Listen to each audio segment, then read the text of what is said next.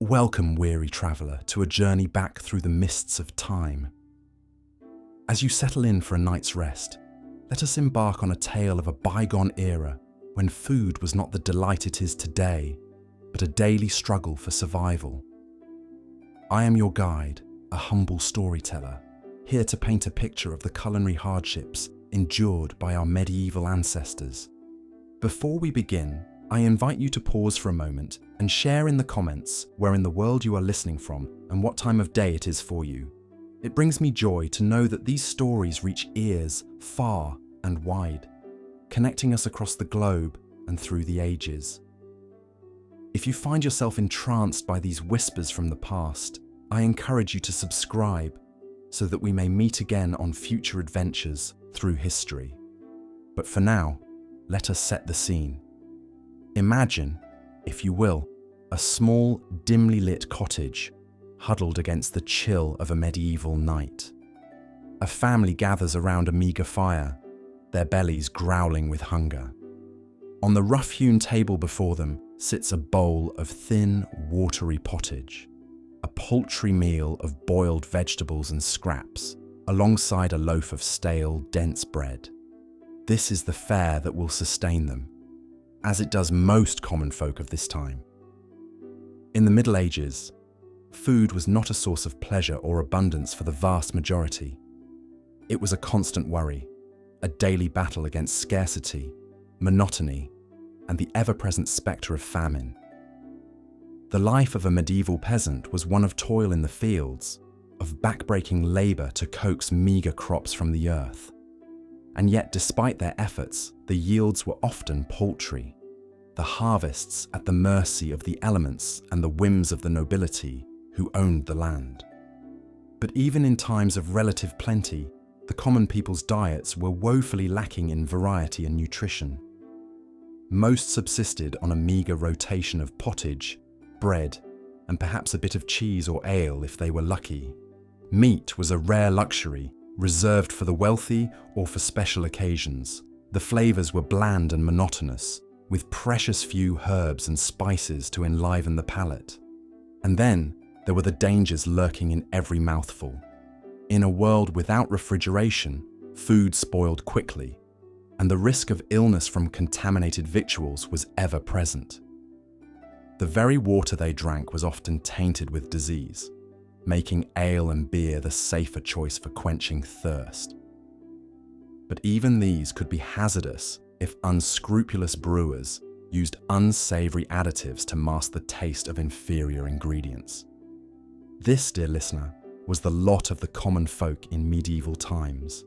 A life of hunger, of monotony, of daily dangers in the very sustenance they depended on. But their plight was not shared by all.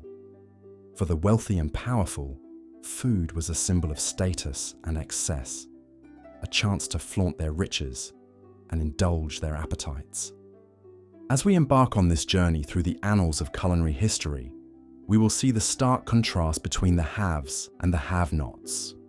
We will witness the gluttony of kings and the desperation of paupers. We will uncover the perils and pitfalls of the medieval diet and the slow march of progress that brought us to the abundance we enjoy today. So settle in, weary one, and let us step back in time, to an age when food was not a joy, but a jeopardy, and survival itself was a daily feast of uncertainty. The first stop on our journey takes us to the early 14th century, a time of unimaginable hardship and hunger, known to history as the Great Famine. The years leading up to 1315 had been marked by increasingly erratic weather, with summers growing cooler and wetter across much of Europe. The incessant rains and dampness rotted crops in the fields and made it nigh impossible to plant new ones. The harvests grew smaller and smaller until finally, in 1315, they failed altogether. The result was catastrophic. Across the continent, granaries ran dry and larders grew bare. The price of what little food remained skyrocketed, putting even the most basic staples out of reach for the common people. In desperation, many turned to foraging for wild roots and berries, or even eating the seed grain meant for next year's planting. But it was not enough. As the famine tightened its grip, the death toll mounted. The elderly and infirm were the first to succumb, their weakened bodies unable to withstand the onslaught of hunger. But soon, even the young and strong began to waste away, their bellies distended and their eyes hollow with the pain of starvation. In some regions, the suffering was so great that people resorted to the unthinkable. There are records of the starving eating cats, dogs, and even rats in a desperate attempt to survive. Some say that the hunger even drove people to cannibalism, with parents eating their children and the strong preying on the weak. Amidst this unimaginable horror, there were some who remained untouched by the scarcity. The nobles and clergy, with their vast stores of wealth and provisions, continued to feast and make merry, even as the peasants starved outside their gates. One particularly egregious example was that of King Edward II of England. Throughout the famine years, Edward continued to hold lavish banquets and festivities, his tables groaning under the weight of exotic delicacies and rich meats. He and his court consumed thousands of chickens, roosters, ducks, and geese from his estates. They drank fine wines and feasted on sugared fruits and spiced delights, all while his subjects wasted away on scraps and boiled shoe leather. The disconnect between the opulence of the nobility and the destitution of the masses was a stark illustration of the inequalities that defined medieval society. For the privileged few, food was a symbol of power and prestige. For the rest, it was a daily struggle for survival. This disparity would continue long after the Great Famine had passed. In the centuries to come, food would remain a marker of class and status, with the wealthy enjoying a cornucopia of flavors and delights, while the poor subsisted on the barest of necessities. And yet, even amidst this imbalance, there were glimmers of change on the horizon. As trade routes expanded and new lands were discovered, the variety and availability of foodstuffs began to grow. Spices from the Far East, fruits from the Mediterranean, and crops from the Americas slowly made their way into European kitchens, bringing with them a world of new tastes and possibilities. But that, dear listener, is a story for another night. For now, let us take a moment to reflect on the hardships and inequalities of the medieval table. And let us give thanks for the abundance and variety that we enjoy today, hard-won by the toil and suffering of those who came before. As we drift off to sleep, let us hold in our hearts a measure of compassion for our ancestors, who endured so much in the face of such scarcity. And let us dream of a world where all may know the simple joy of a full belly and a flavorful meal. Good night, dear friend, and may your dreams be filled with the sweet aromas of history. Let's now turn our attention to another scourge that plagued medieval Europe and further contributed to the misery surrounding food: the Black Death. In the mid-14th century, the bubonic plague swept across the continent, leaving unimaginable devastation in its wake.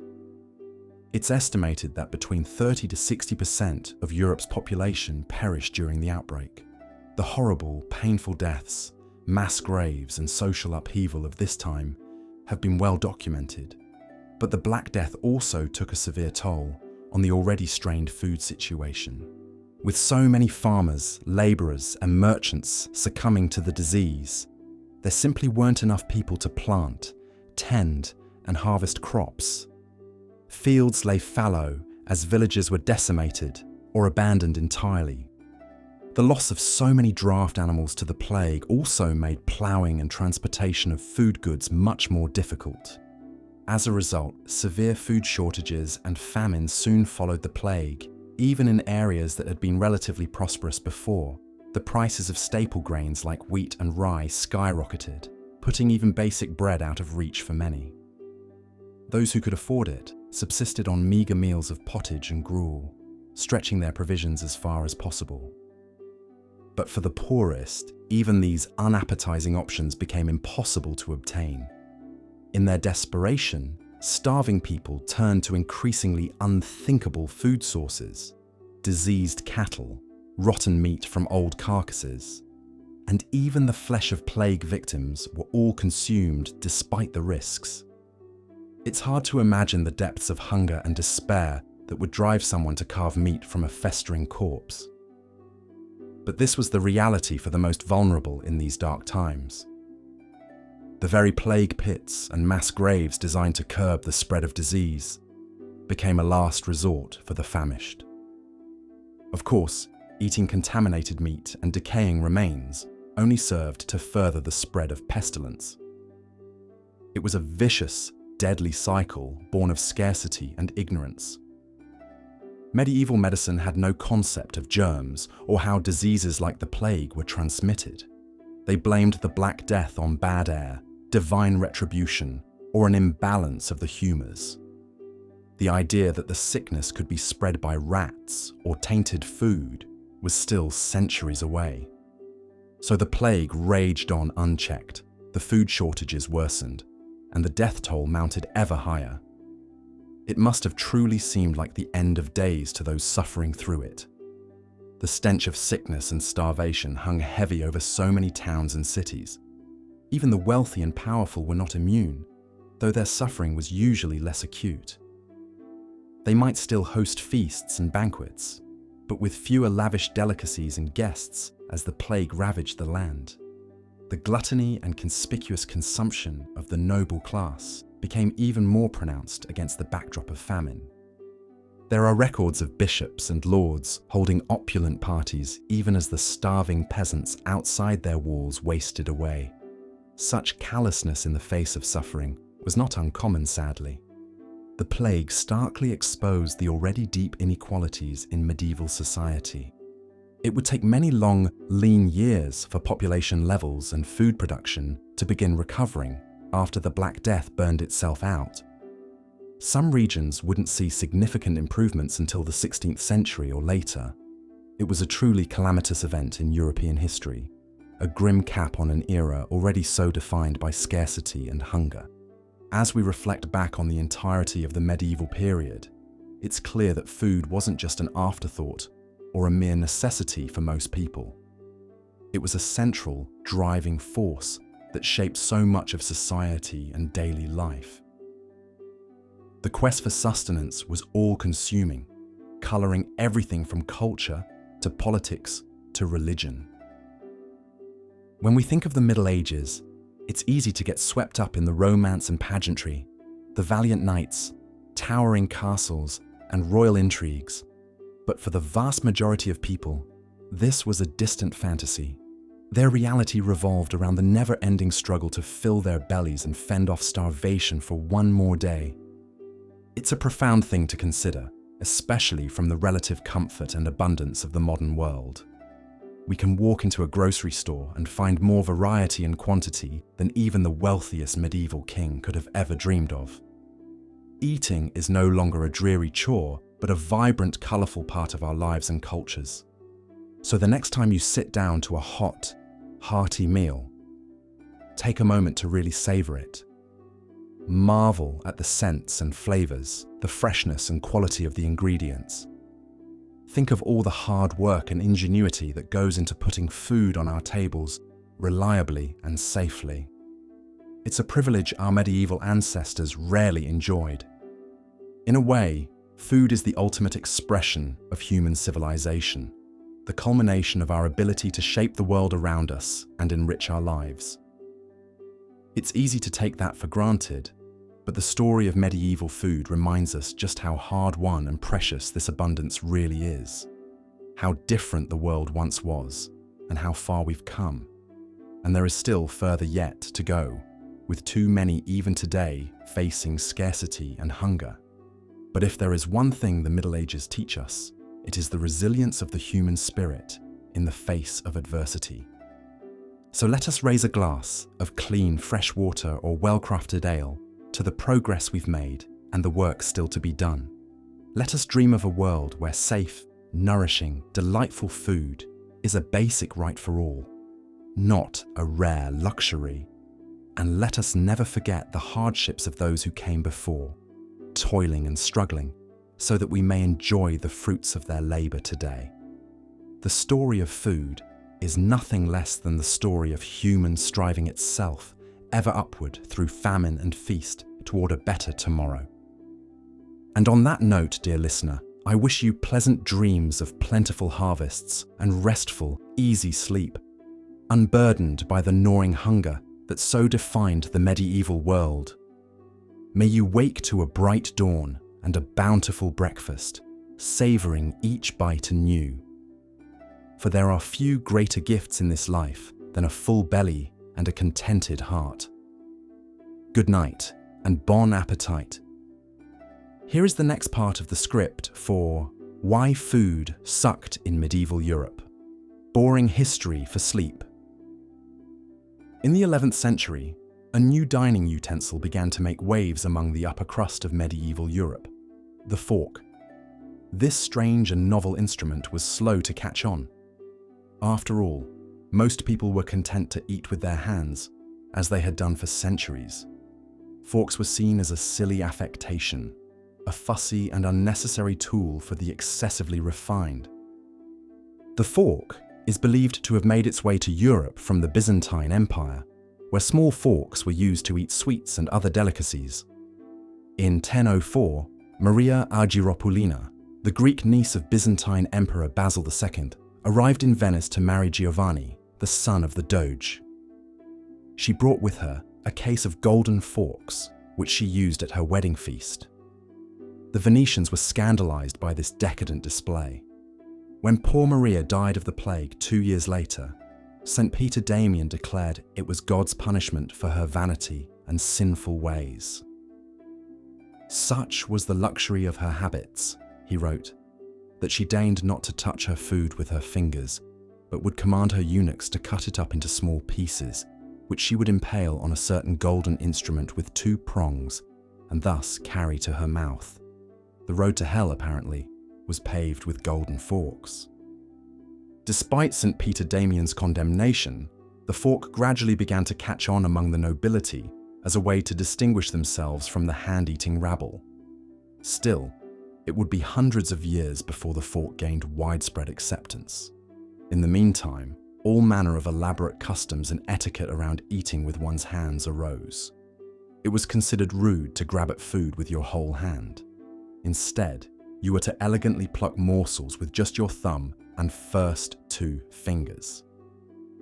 Licking those fingers clean between each bite was perfectly acceptable, as long as you didn't slobber too loudly. Belching was also a compliment to the chef in many circles.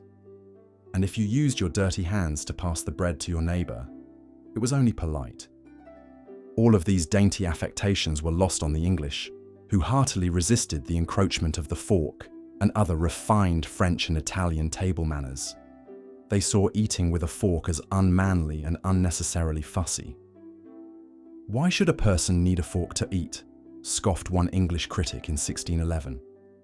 "Once food is cut up, surely it can be carried to the mouth by hand, which God himself gave us, not by an artificial metal device." Others feared these tiny tridents as dangerous, easy to accidentally impale yourself with, if your table manners lapsed after one too many mugs of mead. The English sneered at the fork as an effeminate piece of finery for decades. It took one of their own to finally break down their resistance, Queen Elizabeth I. The Virgin Queen was enamored with forks and took to carrying a set of her own wherever she travelled. With Elizabeth setting the trend, forks slowly became more acceptable, and soon no noble table was complete without them, lest you commit a gauche faux pas. By the mid-1600s, forks had become commonplace among the upper and middle classes. Still, they remained an unnecessary luxury for the lower classes, who continued eating with their hands, knives, and chunks of stale bread to sop up liquid and runny foods well into the 18th century. Forks did not become truly ubiquitous until mass production techniques in the 19th century made them affordable for the masses. So the next time you spear a morsel off your plate, take a moment to marvel at this once scandalous innovation that took centuries to overturn the knuckle-gnawing status quo. But forks were far from the only dining controversy of medieval Europe. The very act of eating was fraught with danger thanks to the foulest of threats, the bubonic plague. While the nobility dined in style, the Black Death was a great leveller when it came to food. Of course, Queen Elizabeth's endorsement of the fork only went so far in changing the broader public's eating habits. For most commoners, utensils remained a luxury, and hands were still the only tools available at mealtimes. Proper table etiquette was the last thing on a hungry peasant's mind when their daily worry was whether they would get to eat at all. The 14th century brought that struggle for survival to a terrible crescendo with the arrival of the Black Death. This virulent strain of bubonic plague swept across Europe with ruthless efficiency, killing an estimated 30 to 60% of the entire population. The devastation was so complete in some areas that entire villages were wiped out or abandoned. One Italian chronicler wrote of the victims, "Lunch began with their bodies, dinner found them dead." Beyond the staggering loss of human life, the Black Death also decimated the agricultural workforce. With fewer hands to till fields, tend livestock, and bring in the harvests, food production plummeted. The crops that did survive were often left to rot in the fields with no one to gather them. Severe shortages and famine became widespread, even as the plague continued its relentless march. In this landscape of despair and scarcity, people were driven to desperate ends. Accounts tell of starving folk exhuming fresh corpses from the graveyards to eat the flesh. In one morbid irony, the very plague-ridden bodies being consumed may have furthered the pestilence's spread.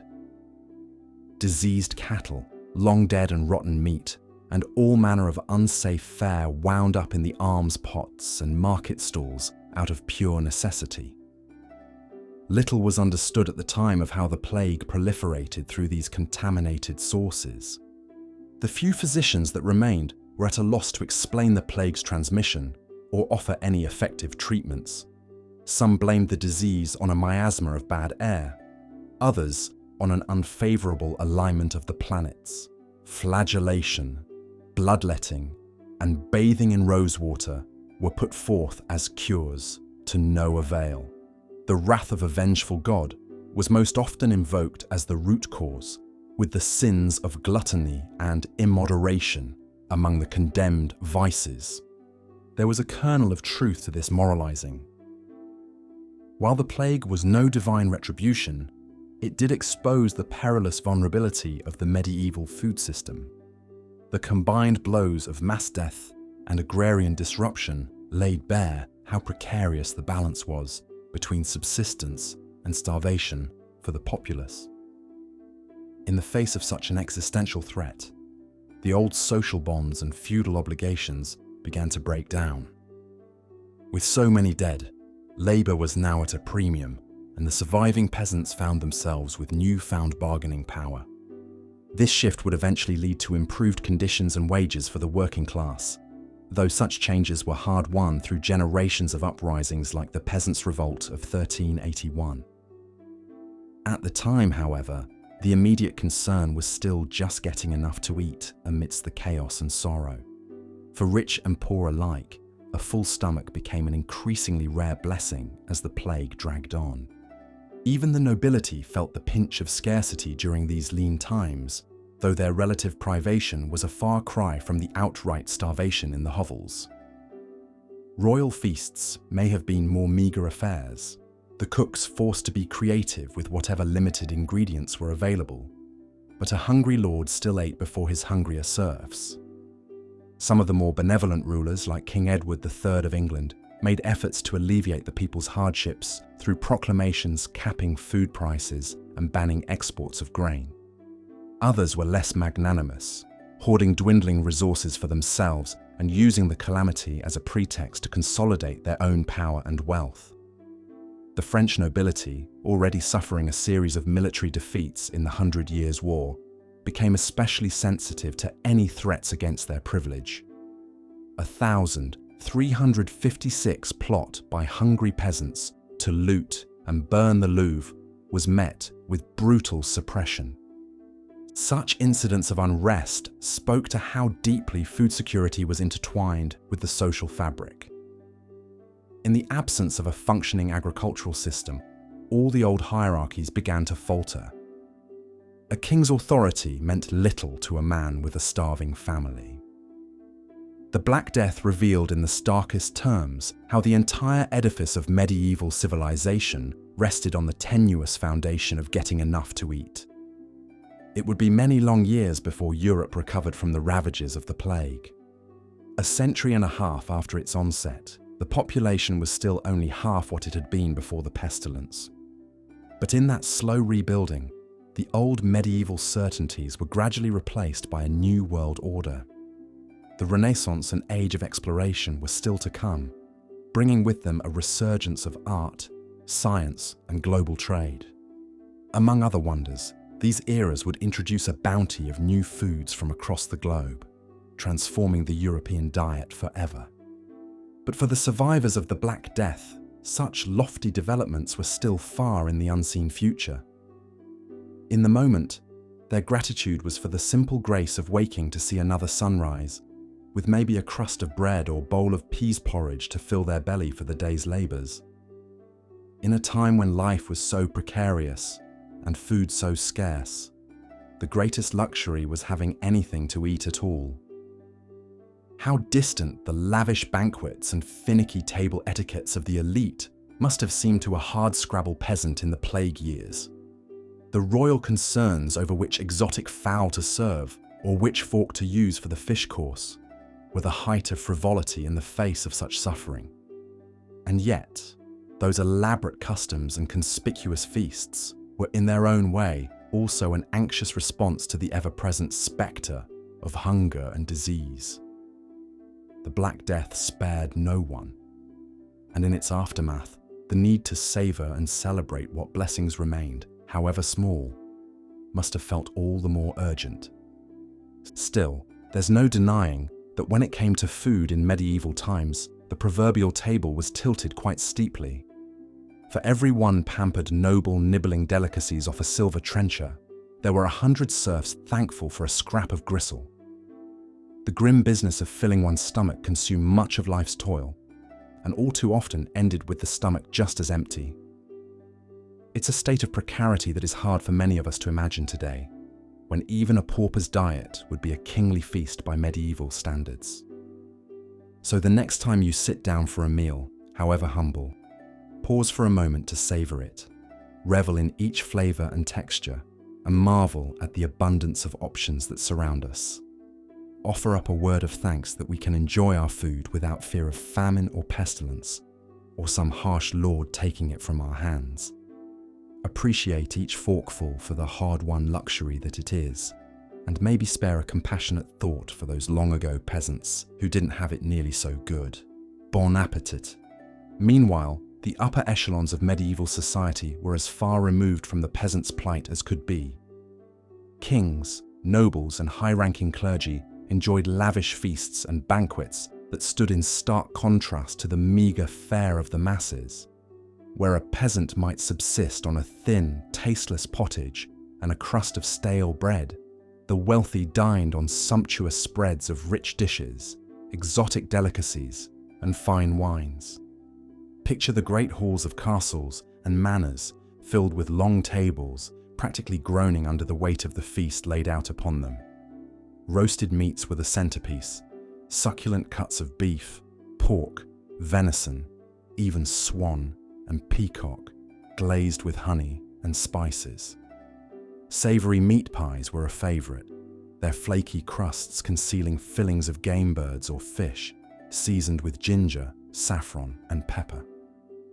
On meatless days dictated by the church, the cooks would prepare elaborate dishes of lobster, crab and lamprey, that strange eel-like fish so favoured by English kings. Between the meaty main dishes were a dazzling array of sides, intricate moulded jellies, creamy sauces, and the ever-present trenchers of bread to soak up every drop. Baskets overflowed with fresh-baked manchet bread, its soft white crumb a world away from the coarse, dark loaves of the poor. There were pies and tarts and flans, stuffed with fruit or custard or cheese, and subtleties, those whimsical sculptural creations of sugar, marzipan and gilt, depicting castles, ships, or allegorical figures.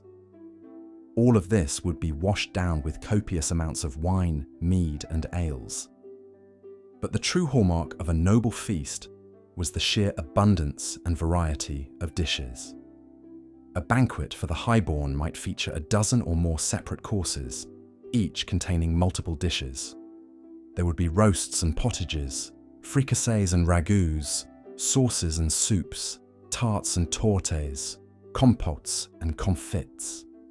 The aim was to dazzle and delight with the sheer opulence of it all, and to display the wealth and status of the host. One of the most famously extravagant feasters of the Middle Ages was King Henry VIII of England. This corpulent king was renowned for his prodigious appetites, and not just for food, but his banquets were legendary.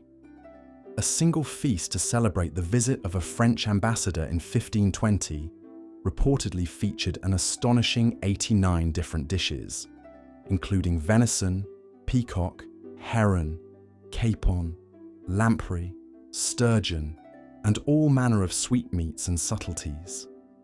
Such extravagance was not without its critics.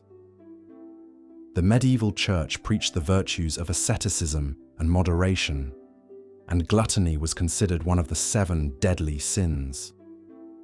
But for the wealthy and powerful, such pious restraints seem to have been honoured more in the breach than in the observance. After all, when famine stalked the land and the peasants struggled to scrape by, what could be a more potent symbol of privilege and power than a groaning table piled high with rich foods? Of course, even the sumptuous feasts of the nobles were not without their hazards. Rotten meat and contaminated dishes could sicken or even kill, and the liberal use of spices might mask the taste of spoiled ingredients. But the perils of the pantry paled in comparison to the very real dangers of starvation and malnutrition faced by the mass of medieval peasants. So the great halls echoed with the clatter of trenchers and goblets, the minstrels' songs and the lords' laughter, while in the hovels and huts beyond the manor walls, the common folk made do with their meagre morsels, and dreamed of a world where a full belly was more than just a rare feast day treat. The chasm between their two realities was as wide as the moat that separated castle from countryside.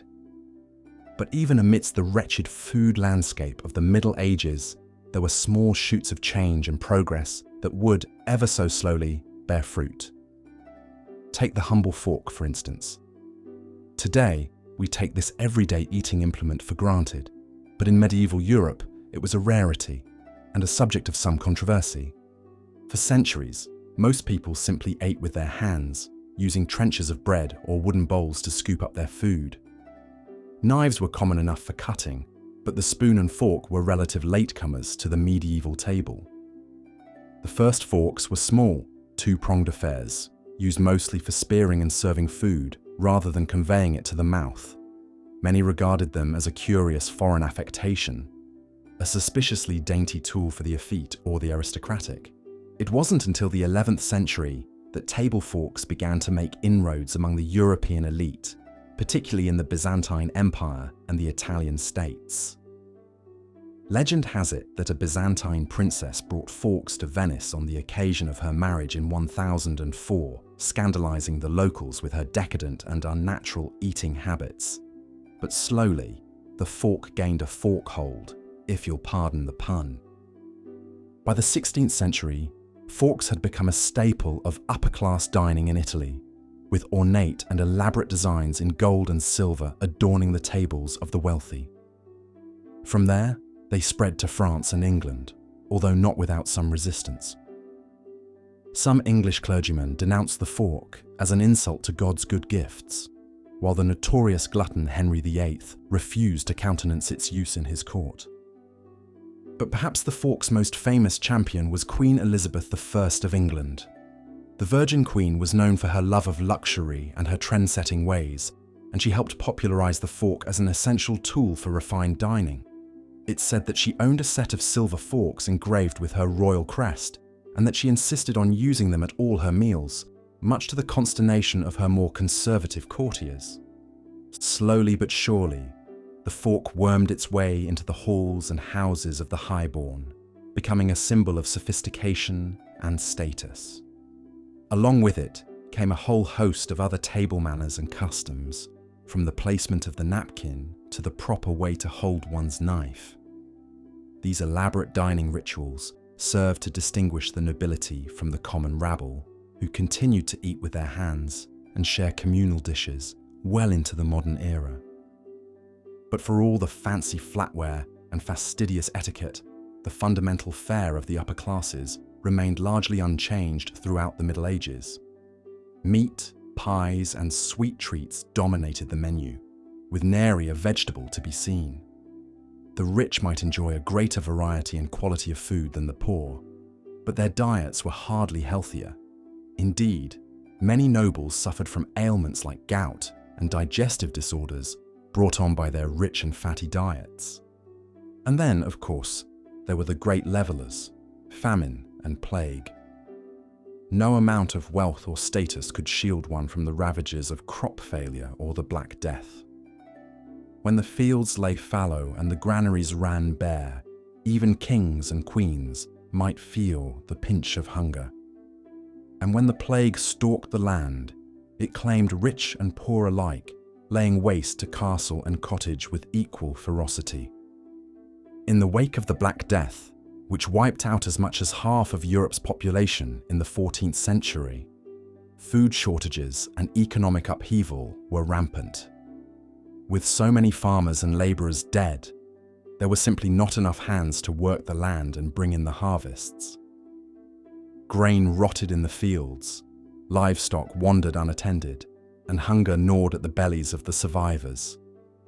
In desperation, people turned to whatever food sources they could find. They hunted game in the forests, fished the rivers and streams, and foraged for wild plants and mushrooms. They slaughtered their precious cattle for meat, even though it meant depriving themselves of milk and dairy. And in the darkest days of famine, some even resorted to the ultimate taboo, cannibalism. Yes, there are records of starving people digging up fresh graves to eat the corpses, or even killing and consuming the living. In one particularly grim account from 14th century France, a group of peasants was caught roasting a child on a spit over a fire. Such tales may be the stuff of nightmares, but they reflect the very real horrors of a world where food was scarce and starvation an ever-present spectre. Of course, the wealthy and powerful were not immune to the deprivations of famine and plague, but they had resources and options that the poor did not. They could flee to their country estates to escape the contagion of the cities, or import food from far-flung regions to supplement dwindling local supplies. And if worst came to worst, they could always fall back on their hoarded stores of grain and salted meat, carefully laid up in anticipation of lean times. But for the vast majority of medieval Europeans, food insecurity was a constant companion. They lived from harvest to harvest, their bellies never quite full, their futures never quite certain. A single bad season could spell ruin, a sustained drought, or a spate of wet weather could bring famine. And always, the spectre of disease lurked, ready to reap its grim harvest. In the face of such hardship, it's little wonder that food took on such outsized importance in the medieval world. It was not just a matter of sustenance, but of survival. A full larder could mean the difference between life and death.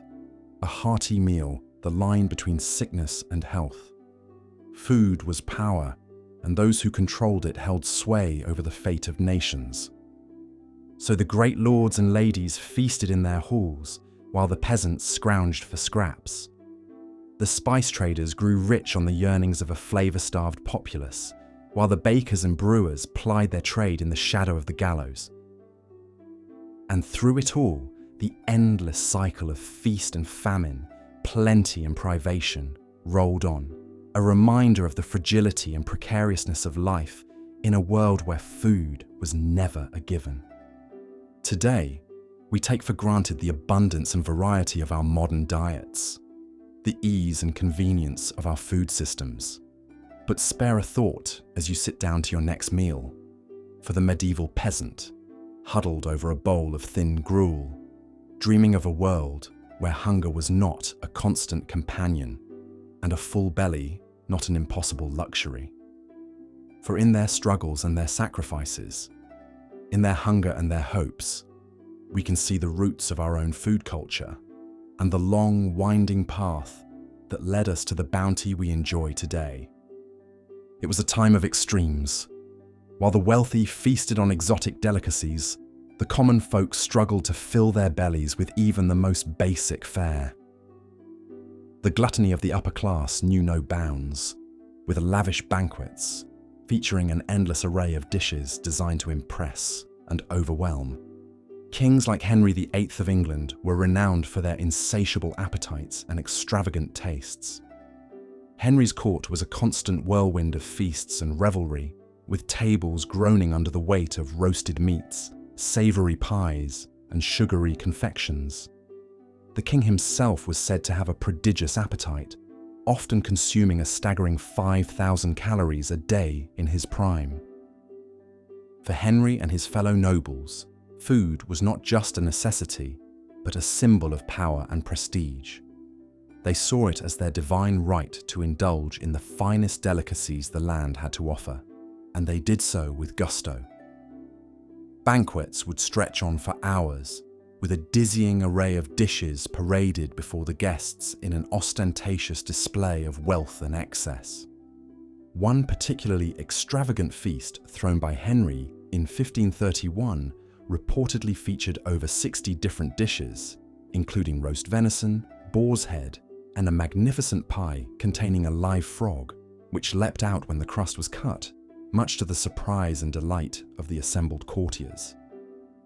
But while the nobility gorged themselves on rich foods and fine wines, the common people often went hungry. For them, the sin of gluttony was not a temptation, but an impossible dream.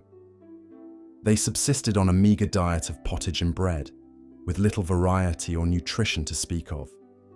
In times of scarcity, even these humble staples could be hard to come by.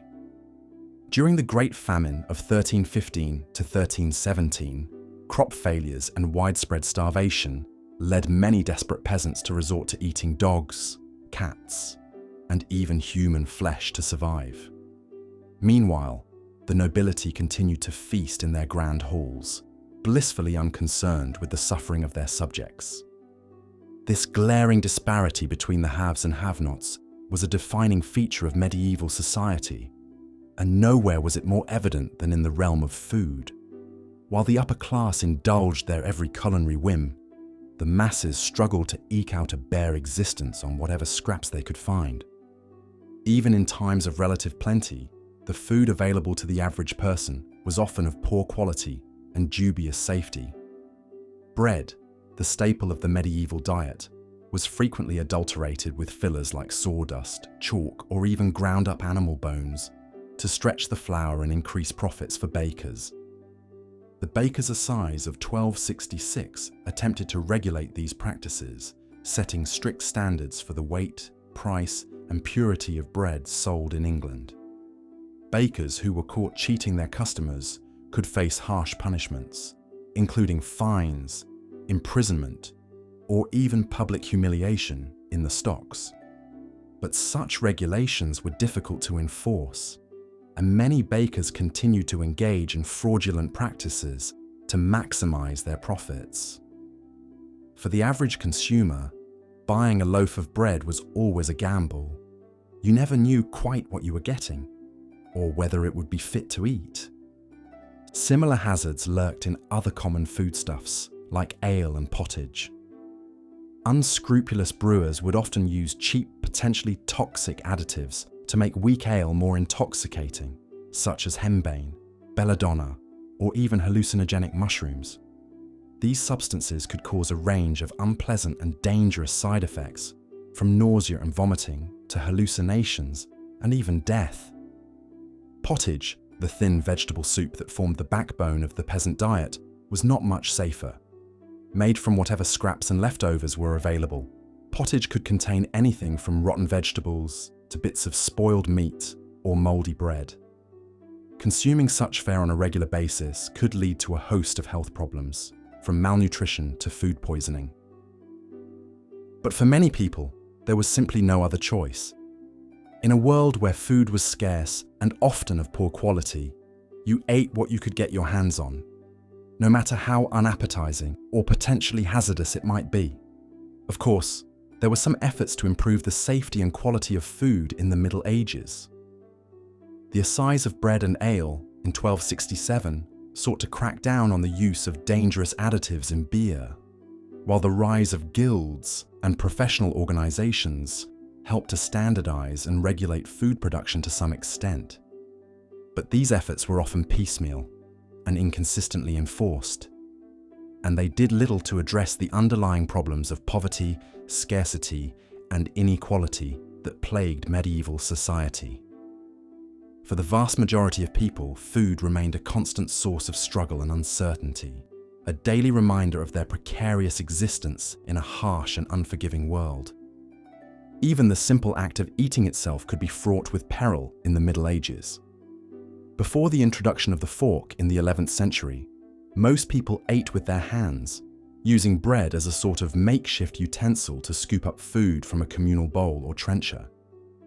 This practice was not only messy and unsanitary, but it also contributed to the spread of disease, as people shared food and drink from the same vessels without any means of hygiene or sterilization. In a time when diseases like the plague were rampant, such communal eating habits could have deadly consequences. The introduction of the fork, along with other table manners and etiquette, was a slow and gradual process that began among the upper classes as a way to distinguish themselves from the rude and uncouth masses. The use of utensils and individual place settings became a mark of refinement and civility, a way to elevate the act of eating from a base necessity to a social and cultural ritual. One of the earliest proponents of the fork was the Byzantine princess Maria Argyropoulos, who brought the novel implement with her to Venice upon her marriage to the son of the Doge in 1004. However, her use of the fork was initially met with scorn and ridicule by the Venetians, who saw it as an affectation of a foreign culture. It would take several more centuries for the fork to catch on more widely in Europe, with its use gradually spreading from Italy to France and beyond. By the 16th century, forks had become a common sight on the tables of the nobility, although they were still seen as somewhat of a novelty item. In England, it was Queen Elizabeth I who helped to popularize the use of the fork, after she was gifted a set of silver forks by the Italian merchant Giovanni Battista Castiglione in 1570. The Queen took to using the forks with great enthusiasm, and soon other members of the court were following her lead. But while the use of the fork and other table manners was becoming increasingly common among the upper classes, the vast majority of people continued to eat with their hands.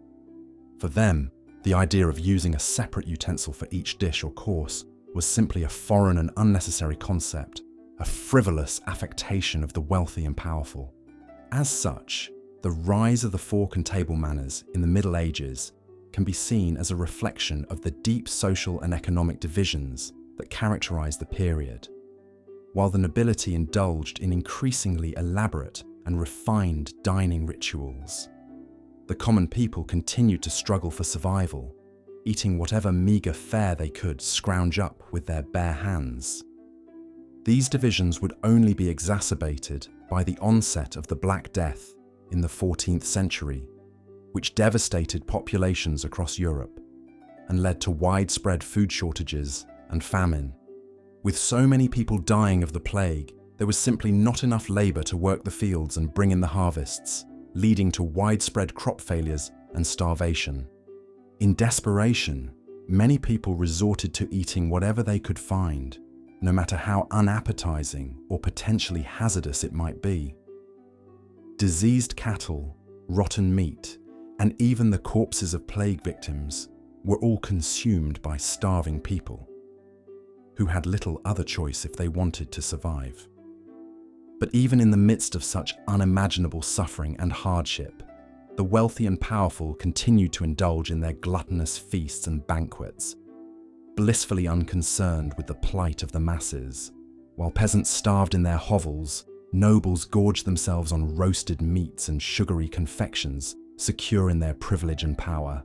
It was a cruel irony that would come to define the Middle Ages, a time when food was both a necessity for survival and a symbol of the deep inequalities that plagued society. For the rich, food was a source of pleasure and prestige, a way to flaunt their wealth and status. But for the poor, it was a constant struggle, a daily battle against hunger, disease, and despair. In the end, the story of food in the Middle Ages is one of extremes, of feast and famine, of gluttony and starvation, of privilege and privation. It is a testament to the resilience and ingenuity of the human spirit that people were able to endure such hardships and find ways to sustain themselves in the face of such overwhelming odds. But it is also a reminder of the importance of food as a basic human right, and of the need for societies to ensure that everyone has access to safe, nutritious, and sufficient food. In a world where millions of people still go hungry every day, the lessons of the Middle Ages remain as relevant as ever, a call to action to build a more just and equitable food system for all.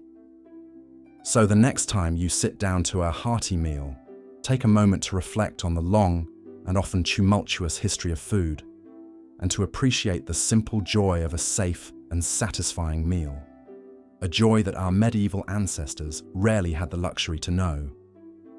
For in the end, the story of food is the story of us all, of our struggles and triumphs, our sorrows and joys, and our unending quest for sustenance and survival in an often harsh and unforgiving world. As the sun set over the rolling hills of medieval England, a peasant family huddled around a meagre meal of watery pottage and stale bread. The children dipped their wooden spoons into the thin gruel, grimacing at the bland, mushy texture. Their mother sighed, knowing this was all they could afford. A meal like this was a daily reality for most medieval Europeans. Food in the Middle Ages was a constant struggle, with scarcity, lack of variety, and unsanitary conditions making every mouthful an unpleasant chore. For the poor masses, eating was solely about survival, a joyless necessity in a time of hardship and hunger. Malnutrition and foodborne illnesses were rampant as rotten meat, mouldy grains, and contaminated water wreaked havoc on the health of medieval society. The years of the Great Famine from 1315 to 1317 were an especially brutal period. Relentless torrents of rain drowned crops across the continent. Endless grey skies blotted out the sun, turning verdant fields into swampy, unusable mush.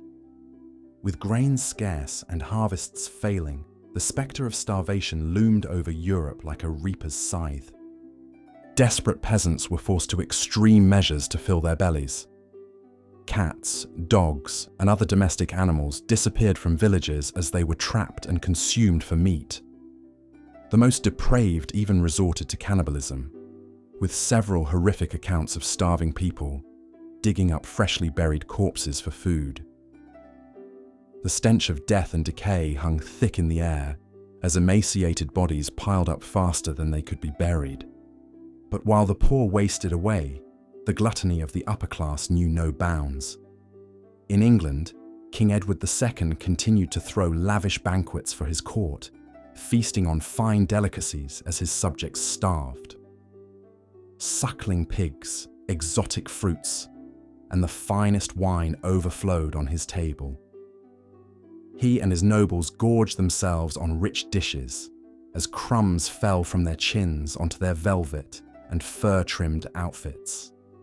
The stench of their excess, mixed with a sickly sweet smell of rotting waste, tossed out the palace windows.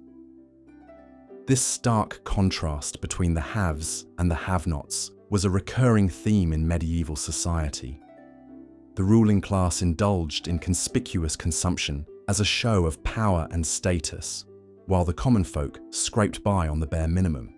Even in times of plenty, the average peasant's diet was dismal and deficient, based around the blandest of staple foods.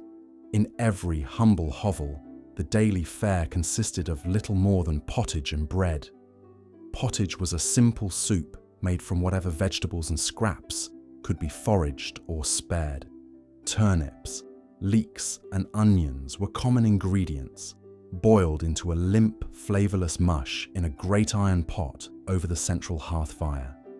On a good day, a bit of salted pork or fish might be added to the mix, but more often than not, the pottage remained a thin gruel, eaten day in and day out. Bread, the other mainstay of the medieval diet, was hardly more appetizing. Coarse and dense, it was made from a mixture of grains like barley, rye, and wheat, often stretched with unsavory fillers to make the expensive flour go further. Ground acorns, pea shells, and even sawdust found their way into the dough, creating a gritty texture and off-putting flavor. To make matters worse, the bread was usually stale by the time it reached the peasants, as it was baked infrequently to save on fuel.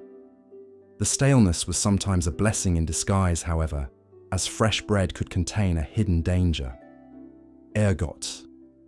This toxic fungus thrived on damp rye kernels, and when baked into bread, it could cause terrifying hallucinations, convulsions, and even death. The medieval mind attributed these effects to demonic possession, not realizing the true culprit was lurking in their daily loaf. But even those who avoided ergot poisoning still faced a bleak and bland culinary landscape. The vibrant spices we take for granted today, cinnamon, pepper, cloves, nutmeg, were rare and expensive commodities in medieval Europe. Only the wealthiest could afford to spice their food with these exotic flavors from distant lands. The medieval spice trade was a booming business, with intrepid merchants like Marco Polo braving perilous journeys along the Silk Road to bring back fragrant treasures from the Far East. Nutmeg from the Spice Islands, pepper from India, cinnamon from Sri Lanka, these were the currencies that could make a merchant's fortune. But for the average peasant, such tantalizing tastes were an unattainable luxury, glimpsed only in the heavily perfumed air wafting from the kitchens of the rich. Instead, the poor relied on a meager assortment of herbs like parsley, sage, rosemary, and thyme to add a hint of interest to their monotonous meals. These hardy plants could be grown in small kitchen gardens, offering a touch of flavor to the endless procession of pottages and gruels. But even these humble herbs could be costly, as the difficulty of cultivation and preservation made them precious commodities. The lack of variety and flavor in the medieval diet took a toll not just on the palate, but on the body as well. Nutritional deficiencies were widespread, with scurvy, rickets, and other diseases running rampant due to the lack of fresh fruits and vegetables.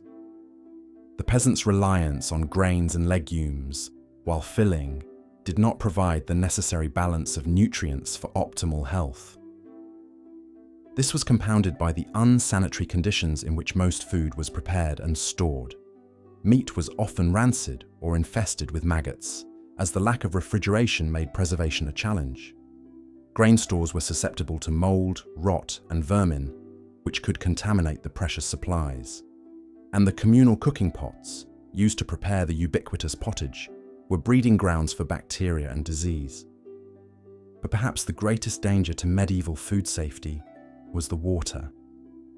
In a time before modern sanitation, water sources were often contaminated with human and animal waste, spreading dysentery, cholera, and other deadly illnesses. The risk was so great that most people avoided drinking water altogether, instead turning to ale and beer as their primary beverages. These fermented drinks were safer than water, as the alcohol content helped to kill off harmful microbes. But they also presented their own set of problems. Unscrupulous brewers, looking to stretch their profits, would sometimes adulterate their ale with hazardous additives like henbane, a toxic plant that could cause hallucinations and even death in high doses. To combat these practices, in 1267, King Henry III of England passed the Assize of Bread and Ale, which regulated the price, quality, and ingredients of these staple foods. Brewers and bakers who were caught cheating their customers faced harsh punishments, from fines to public humiliation in the stocks. But even with these measures in place, the danger of tainted food and drink remained a constant threat. For the wealthy, however, such concerns were of little consequence. They could afford to indulge in the finest delicacies, imported from far-off lands and prepared by skilled cooks. Their banquet tables groaned under the weight of exotic dishes like roasted peacock, stuffed swan, and lampreys in spicy sauce. They sipped fine wines from jewel-encrusted goblets and nibbled on sugary confections made from expensive spices and honey. But even among the upper class, the spectre of gluttony loomed large. The medieval church condemned overeating as a cardinal sin, yet many of the clergy and nobility were notorious for their voracious appetites. King Henry VIII of England, for example, was known for his gargantuan meals, often consuming up to 5,000 calories a day, in a time when the average peasant subsisted on a mere 1,500. This gluttonous behavior was not just a personal failing, but a reflection of the deep inequalities in medieval society. While the poor starved, the rich feasted, their conspicuous consumption a symbol of their power and privilege. This divide was further entrenched by the emergence of new table manners and dining customs among the upper class. In the 11th century, the fork began to make its way onto the tables of the nobility, a curious new implement for a society accustomed to eating with their hands. At first, the fork was met with suspicion and even condemnation, with some religious leaders denouncing it as an affront to God's natural order. But gradually, it gained acceptance among the elite as a mark of refinement and sophistication. Along with the fork came a host of other fussy table etiquettes, from the proper way to hold a knife to the correct order of courses in a meal. These elaborate rituals served to distinguish the nobility from the common folk, who continued to eat with their hands from communal bowls. The act of dining became a performance, a way for the wealthy to showcase their status and breeding. But even as the upper class indulged in increasingly elaborate feasts, the spectre of famine was never far away. The 14th century brought a new wave of hardship with the arrival of the Black Death, a devastating plague that wiped out up to half of Europe's population. With so many dead, there were not enough workers to tend the fields and harvest the crops, leading to widespread food shortages and hunger. In the aftermath of the plague, the survivors were left to pick up the pieces of a shattered society. Many peasants, faced with a shortage of labor, were able to demand better wages and working conditions from their lords. But even with these small gains, life remained a daily struggle for most, with food insecurity a constant threat. As the centuries passed, the medieval world slowly gave way to the modern era, with new technologies and trade routes transforming the culinary landscape. But the legacy of those dark and difficult times can still be felt today, in the way we think about food, class, and inequality. The opulent feasts of the nobility may be a thing of the past, but the hunger and hardship of the peasantry echoes through the ages, a reminder of how far we have come and how much further we still have to go. So the next time you sit down to a meal, take a moment to savor the flavors and textures that were once the exclusive domain of kings and queens. Appreciate the abundance and variety that medieval peasants could only dream of, and remember the long and often painful history that has brought us to this point, the centuries of struggle and sacrifice that have shaped our modern food culture. For in the end, the story of food in medieval Europe is not just a tale of deprivation and desperation, but also one of resilience, ingenuity, and the enduring human spirit. It is a reminder that even in the darkest of times, people have found ways to nourish themselves and each other, to create meaning and beauty in the face of hardship. And it is a call to action.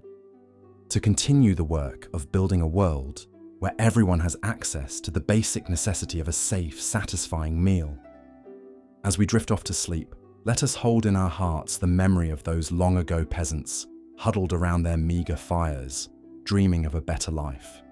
Let us honor their struggles and their triumphs, and let us work towards a future where no one goes hungry, where food is not just a means of survival, but a source of joy, connection, and abundance for all. As the sun set over the rolling hills and lush forests of medieval England, a weary peasant family gathered around a weathered wooden table for their evening meal.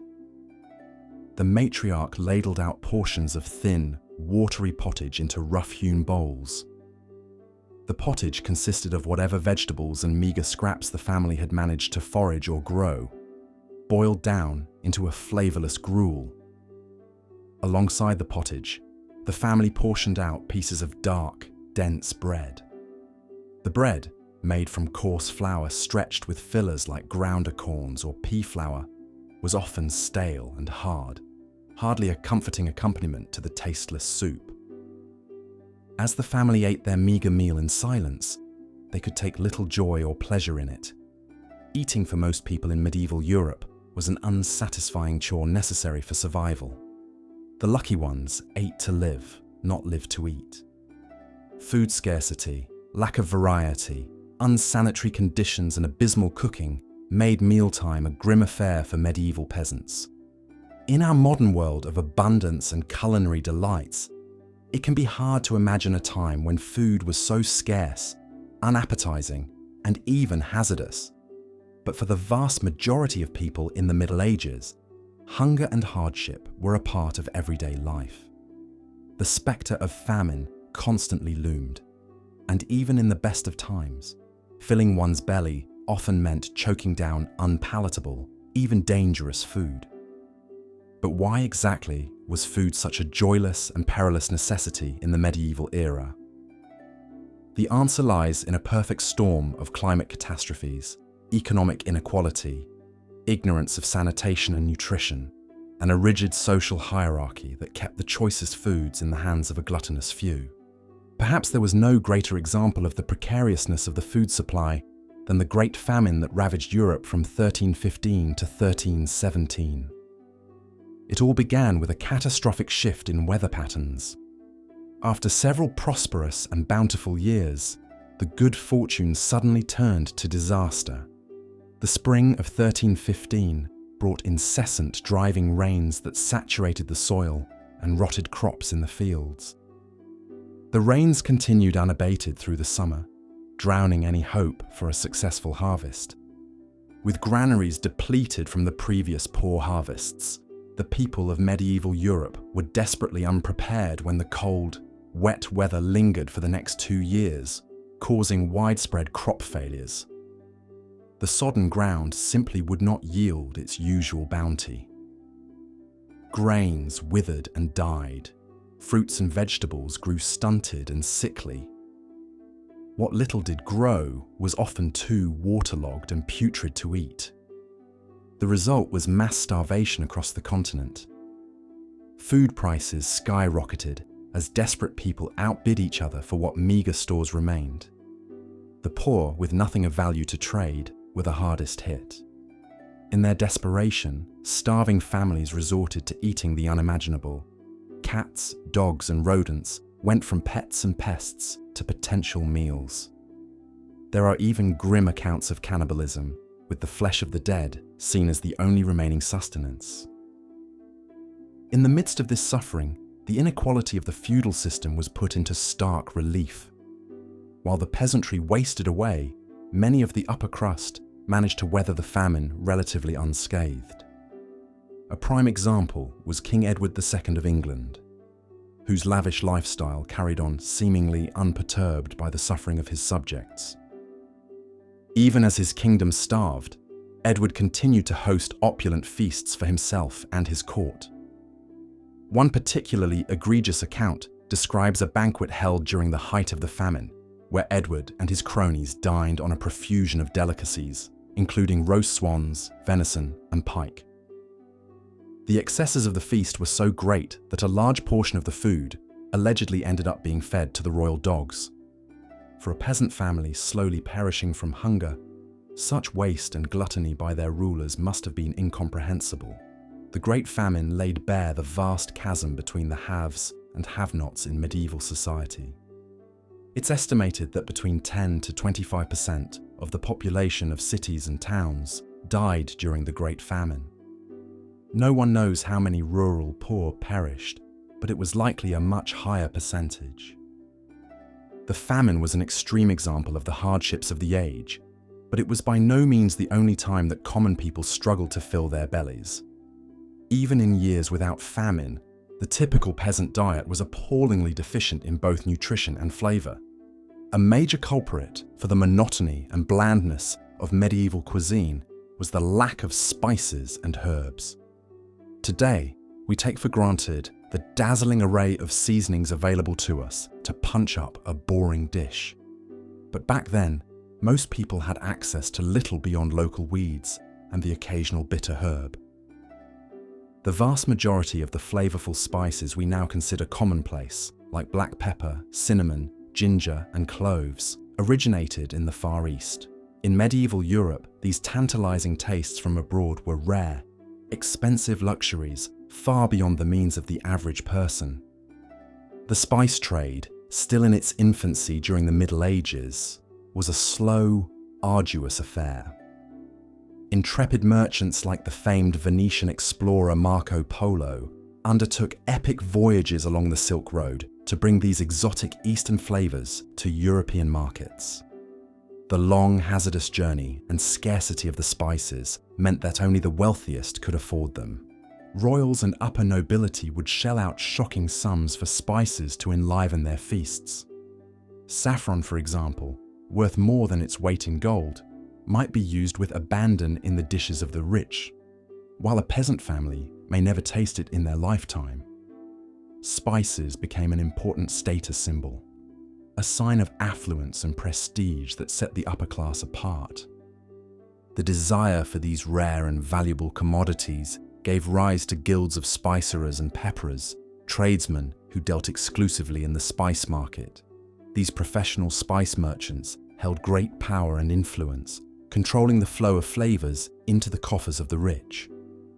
One such spice aficionado was King Edward I of England, who was known for his love of expensive spices.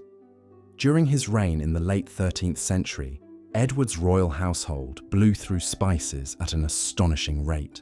Records show that the royal kitchens went through several pounds of spices like mace, caraway, and cardamom every single day. To put that in perspective, a skilled tradesman of the time would have to work for a year to afford a pound of the cheapest spices. The extravagance was so great that Edward eventually had to issue a proclamation attempting to rein in the reckless spending on seasonings. Meanwhile, the serf toiling in the fields could only dream of such luxuries as he supped on his daily pottage. Pottage, a thin vegetable soup, was the cornerstone of the peasant diet. The recipe was simple. Toss whatever vegetables and scraps could be had into a cauldron of boiling water and wait. Since most serfs grew the same few staple crops, barley, onions, peas, beans, and turnips, on their lord's land, pottage tended to be a rather drab and tasteless affair. The truly unlucky might even find themselves eating a famine pottage of foraged weeds and tree bark. A far cry from a fragrant curry or zesty stew, pottage was more grim fuel than enjoyable fare. The other mainstay of the medieval peasant diet was bread, and often bad bread at that. Wheat was an expensive commodity, so most bread was made from lower quality grains like rye or barley. To stretch the meagre flour supply even further, bakers would cut the meal with fillers like ground peas, acorns, or even sawdust and chalk. The result was bread that was dense, coarse, and often rife with contaminants. It wasn't uncommon for the bread to be mouldy or infested with worms and insects. But for many, even foul bread was better than no bread at all. Those who could afford it would purchase their bread from professional bakers, but they too were at the mercy of unscrupulous purveyors. The problems with substandard bread became so widespread that in 1266, King Henry III of England enacted the Assize of Bread and Ale, a law that regulated the price, weight, and quality of bread sold by bakers. Bakers who were caught cheating their customers by selling underweight or adulterated loaves were subject to harsh fines or even corporal punishment.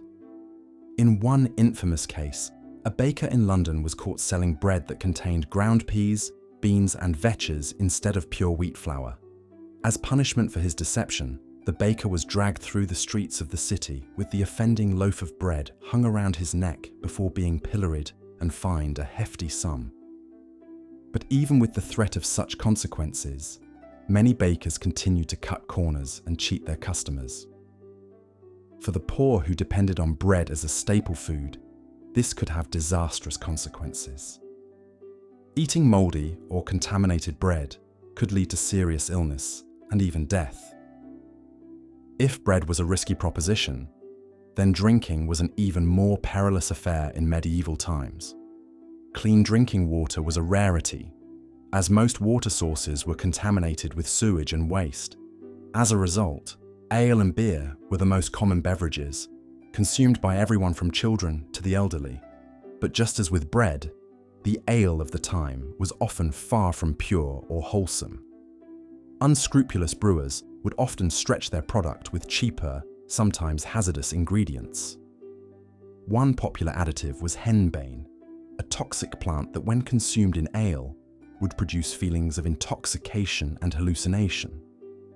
Other common adulterants included more benign ingredients like eggs, rushes, or roasted apples, but some brewers would even resort to adding things like chalk, sawdust, or poisonous darnel seed to increase profits. The use of these questionable additives was so widespread that in 1487, authorities in England passed the first law regulating the purity of ale. The dangers of contaminated ale were well known, even if the exact causes were not. In 1375, the London poet William Langland penned a cautionary tale in his work, Piers Plowman, about a group of gluttons who indulged in too much perilous ale. And then glutton goes to sleep, and the fire catches his guts. He pisses a gallon in the space of a mile, and blows his loud horn at his backside, and buffets his buttocks as though they were drums. Graphic scatological humour aside, Langland's verse highlights the very real risk of falling ill from contaminated ale. With no knowledge of microbes or sanitation, drinkers were at the mercy of the integrity of their brewers. But while the poor guzzled dubious homebrews, the upper echelons enjoyed a very different drinking experience. The wealthy could afford to import fine wines from France and Italy, or sip on mead made from expensive honey. They even had the luxury of adding spices to their wine in a precursor to modern mulled wine. This disparity between the haves and have-nots extended to all aspects of food culture in the Middle Ages. While the peasantry subsisted on a diet of gruel, bad bread, and tainted ale, the nobility indulged in lavish feasts with all the trappings of exotic ingredients and fine dining. A typical banquet for the upper classes would have been a sight to behold, with dozens of elaborate dishes served in numerous courses. Roasted meats like venison, boar, and swan were popular centerpieces, often seasoned with precious imported spices and presented in dramatic decorative fashions. Other delicacies might include dishes like roast peacock, served in its own colourful plumage, or lampreys, jawless fish that were considered a particular treat. Sweets and desserts were also an important part of the feast, with dishes like quince tarts, marchpane, a type of marzipan, and figgy pudding rounding out the meal. All of this opulence was in stark contrast to the meagre rations of the lower classes. While a peasant family might subsist on a few pounds of bread and a pot of vegetable scraps for a week, a noble household could easily blow through several £100 of meat and gallons of wine in a single feast. This gluttony was not just a privilege of the upper classes. but was seen as a symbol of their power and prestige. Kings and nobles would often host grand feasts as a way to show off their wealth and curry favor with their subjects. Refusing an invitation to such a feast was considered a grave insult. One of the most infamous examples of royal excess was King Henry VIII of England, who was renowned for his voracious appetite and love of fine dining. Henry's lavish banquets were the stuff of legend, with contemporary accounts describing tables groaning under the weight of countless dishes. A typical meal for Henry might include dozens of different types of meat, from venison and boar to peacock and swan, all seasoned with expensive, imported spices. He was also particularly fond of sweet dishes, and his cooks were known to create elaborate sugar sculptures and marzipan figures to decorate his feasts. But Henry's gluttony came at a cost. As he aged, his weight ballooned, and he began to suffer from a host of health problems, including gout, diabetes, and ulcerated legs. By the end of his life, he was so obese that he had to be winched onto his horse with a special mechanical device. Despite the cost to his health, Henry's love of food was seen as a sign of his power and virility. Gluttony, after all, was considered a sin only for the poor. For the rich and powerful, it was simply a perk of their station. But even as the nobility gorged themselves on fine foods, they began to develop a sense of refinement and table manners that set them apart from the lower classes. One of the most important innovations in this regard was the introduction of the fork. Before the 11th century, most people in Europe ate with their hands, using bread as a sort of edible utensil to scoop up food. Knives were used for cutting meat, but forks were virtually unknown. That began to change in the 11th century when forks started to appear in the Byzantine Empire. The use of forks slowly spread to Italy, where they became popular among the wealthy merchant class. By the 14th century, forks had made their way to France, where they were initially met with some resistance.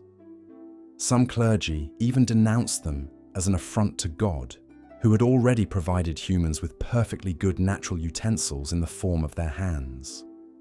But despite this initial backlash, the use of forks continued to spread throughout Europe, becoming an important symbol of refinement and civility. By the 16th century, forks were a common sight at the tables of the nobility, who used them to delicately spear and convey food to their mouths. The adoption of the fork was just one aspect of the increasingly complex table manners that developed among the upper classes during the Middle Ages and Renaissance. Etiquette books like Erasmus of Rotterdam's De Civilitate Morum Puerilium, on the civility of children's manners, laid out detailed rules for proper dining behavior. Children of noble families were instructed on everything from how to hold a knife and fork to how to properly use a napkin.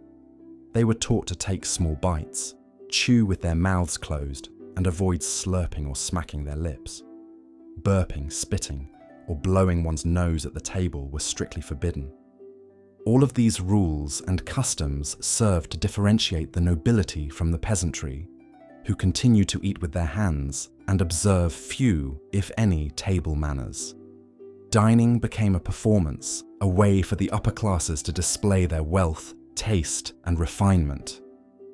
But even as the nobility enjoyed their elaborate feasts and fancy table manners, the spectre of famine and food scarcity continued to haunt medieval Europe.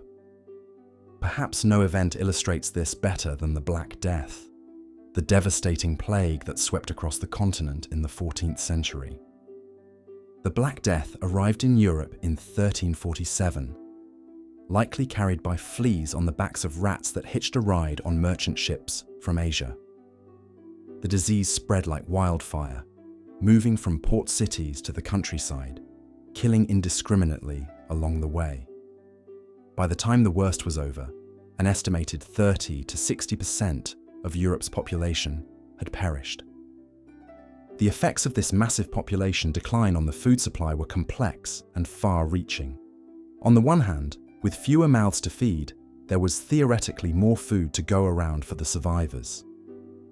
Wages for labourers also increased, as the shortage of workers gave them more bargaining power.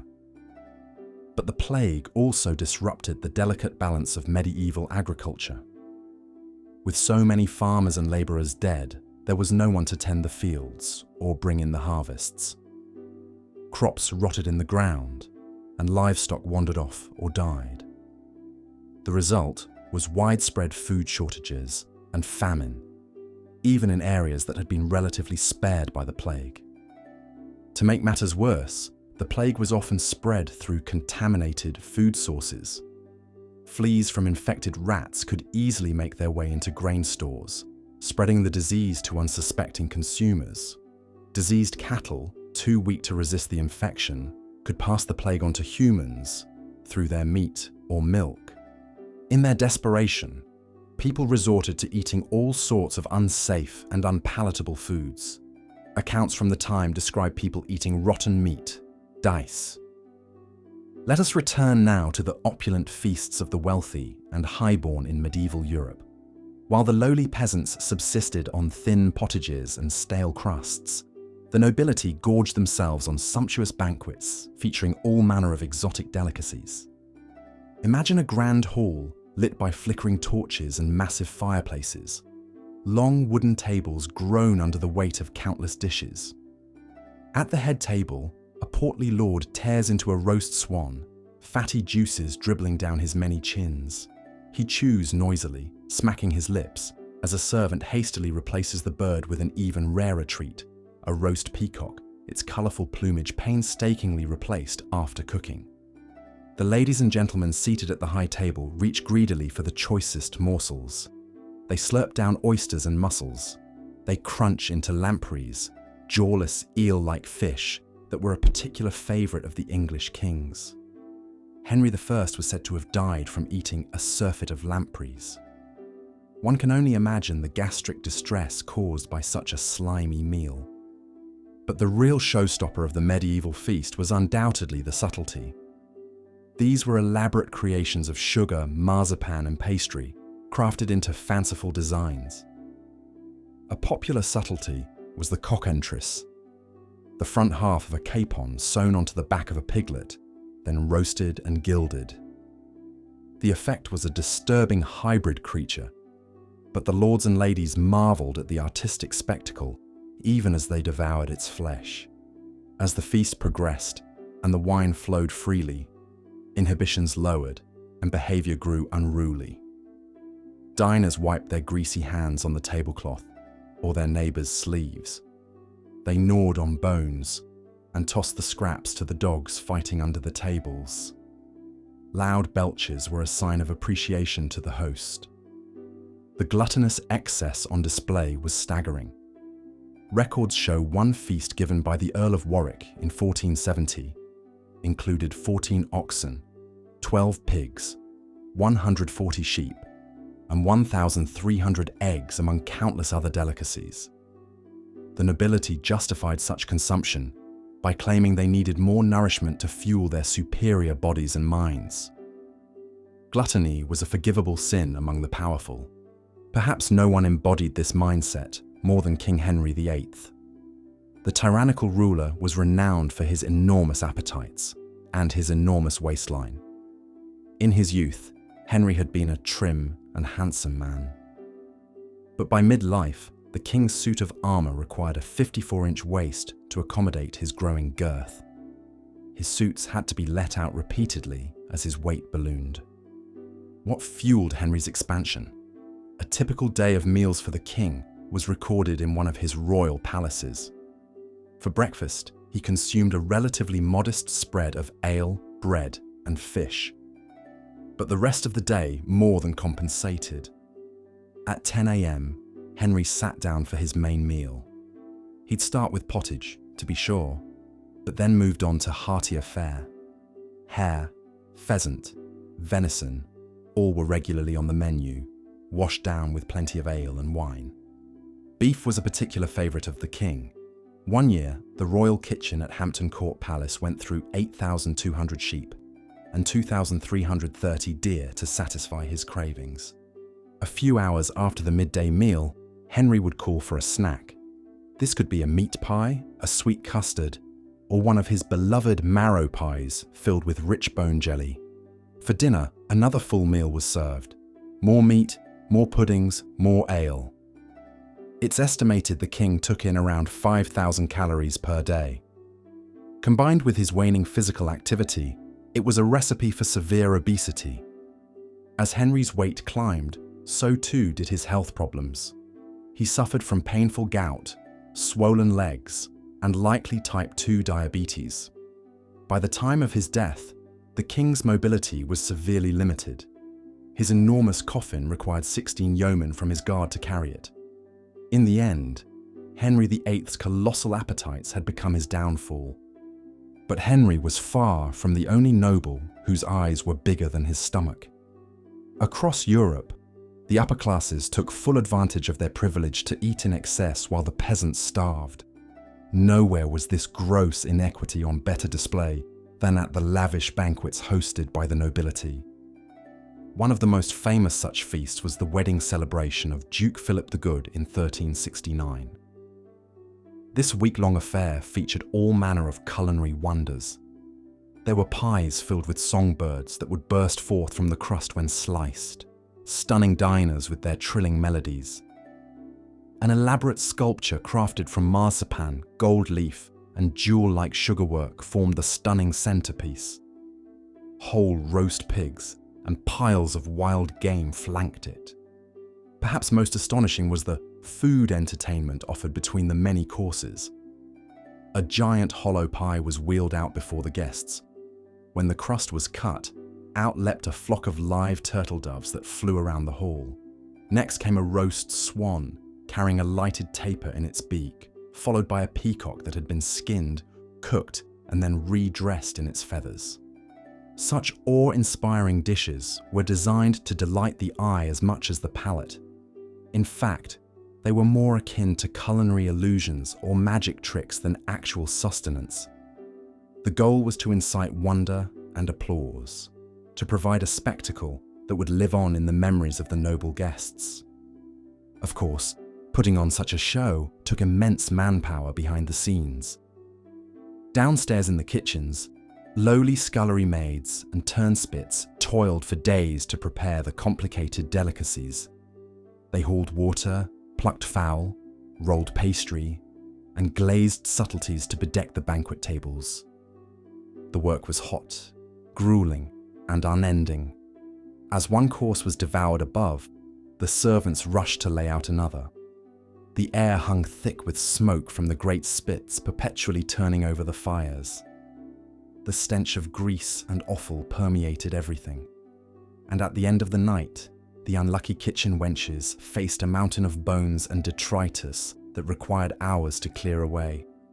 All so the nobility could enjoy another night of bacchanalian excess. So it went for the serving class in medieval Europe. Whether you were a kitchen drudge or a lowly peasant in the fields, food was not a joy, but a series of unpleasant burdens and hard sacrifices.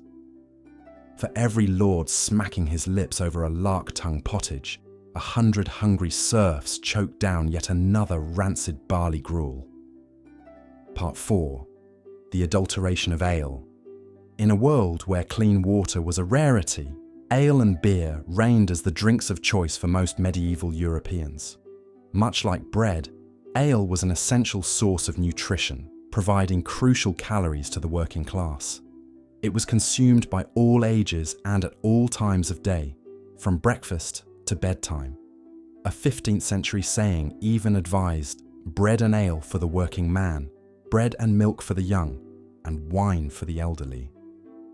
But just as bakers would often stretch their dough with questionable fillers, brewers too were known to adulterate their ale with unsavory additives. Unscrupulous alehouses would use anything from tree bark to soot to darken weak, watery brews and make them appear more robust. More nefariously, some would even add hallucinogenic herbs like henbane to give their ale an extra kick and keep customers coming back for more. The use of henbane was particularly insidious. Also known as stinking nightshade, this poisonous plant would give ale a bitter taste and induce a stupor in the drinker. In mild doses, It could cause restlessness, hallucinations, and a feeling of flight, perhaps a welcome escape from the hard realities of medieval life for some. But in higher concentrations, it could lead to coma-like sleep, madness, and even death. As ale was often served in dark, smoky taverns, where the colour and clarity were difficult to judge, the hapless medieval drinker had little way of knowing the quality or purity of his pint. As you might imagine, this led to some rather rowdy and raucous behaviour in your average alehouse, to say nothing of the next day miseries of headache, nausea, and other mysterious maladies. But as these practices grew more widespread and egregious throughout the 13th century, authorities began to take notice. In England, the 1267 Assize of Bread and Ale cracked down on deceptive and dangerous brewing practices. Ale tasters were appointed in every town to test the quality and strength of ale, levying hefty fines or even imprisonment on brewers found guilty of adulteration. The Worshipful Company of Brewers, established in London in the 15th century, further sought to regulate the trade. Strict rules were put in place on everything from the prices alehouses could charge to the hours they could operate. Slowly but surely, the quality and safety of ale began to improve. But in an age before sanitation, pasteurization, and food safety laws, the medieval drinker still imbibed at his own risk. So, the next time you sip a cold, clean pint of beer, take a moment to appreciate how far brewing has come from its murky medieval origins. And maybe spare a thought for your distant ancestors, who lived and drank in a time when a simple sup of ale could mean the difference between a good night's sleep and a nightmare-fueled stupor. It's enough to make you grateful for the FDA, isn't it? Part 5. The gluttony of the upper class. While the average peasant subsisted on a meagre diet of pottage, bread, and the occasional bit of ale or cheese, the medieval upper crust enjoyed a very different sort of fare. For the nobility and high-ranking clergy, food was not just sustenance, but a symbol of wealth, power, and prestige, and they were not shy about flaunting it. Grand feasts were a hallmark of medieval aristocratic life, often lasting for days and featuring a dizzying array of dishes. A typical banquet might include dozens of courses, from savoury meats like roast boar, venison, and swan, to sweet delicacies like marchpane, shortbread, and subtleties. Elaborate sugar sculptures depicting castles, ships, or biblical scenes. One particularly ostentatious dish was the cockentrace, a fanciful creation that joined the upper half of a pig to the bottom half of a turkey, stitched together and roasted. Another was the figgy pudding, a dense cake studded with figs, dates, and spices, and drenched in brandy before being set aflame. Lampreys, a type of jawless fish, were also prized for their rich flavour and luxurious texture.